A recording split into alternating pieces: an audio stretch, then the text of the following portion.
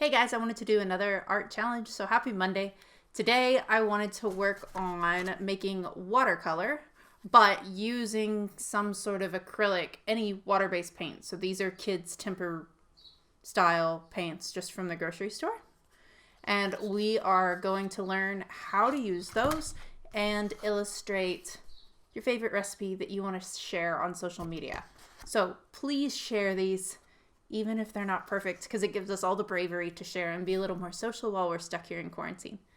So with that, let's get started.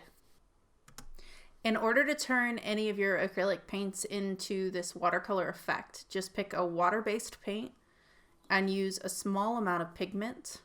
I like to put mine on the top of the palette. You can use cups, Tupperware, plastic, paper plates, whatever you have.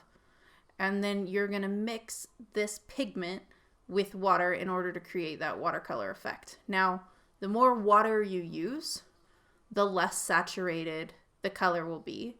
And then if you go back and you add pigment to it, you can get it into those deeper, more saturated colors. And you can always feel free to kind of mix pigments with each other. So you see in this example, I've used just a small amount of pigment, and then we're gonna put it in the water and it makes a very light color. And then if you add pigment, you get this darker, deeper color. So I'm gonna go ahead and make you a sample paper so that you can see what acrylic with a ton of water looks like and how it kind of mimics that watercolor effect. Now, as I go through this, one thing to remember is that when using some sort of temper paint, it won't be archival, which means it's not going to last forever. It may get more water damage, more sun damage, things like that. So just be careful.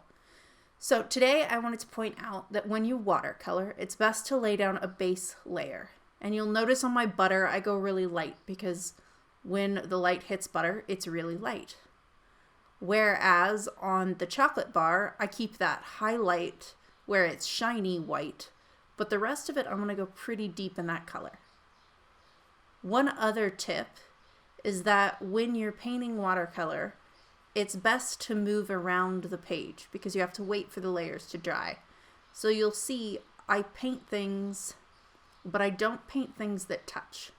I paint every inside part of the chocolate bar, and then I go to the egg, and then I go to the butter to put in shadows. But I'm not going to paint neighbors because they'll bleed within each other. So you can see even in these spoons, I've taken 2 steps, and I'll come back and add more shadow and more color as they dry. Another tip with watercolors is to stick with a palette. So you'll see here I'm using a lot of golds, browns, and blues.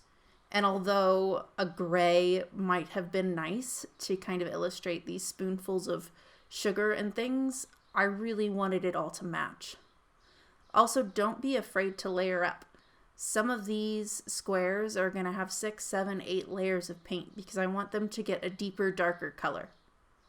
And with watercolor, you can't really get lighter, so you want to start light and then layer up those colors to get as dark as you want. Now you'll see that I'm doing a batch of cookies, a recipe that only makes 4 cookies, and I've illustrated every ingredient. And then to add some more life to the painting, I'll add some splashes, paint it blue, and then I'll go back in and label all my ingredients. And most of all, I will sign my name. So remember to just create whatever you want. If you don't have a lot of time, draw it smaller, draw less ingredients, pick a very easy recipe, try more than once, have fun, but pretty please share it online so that we can all create together.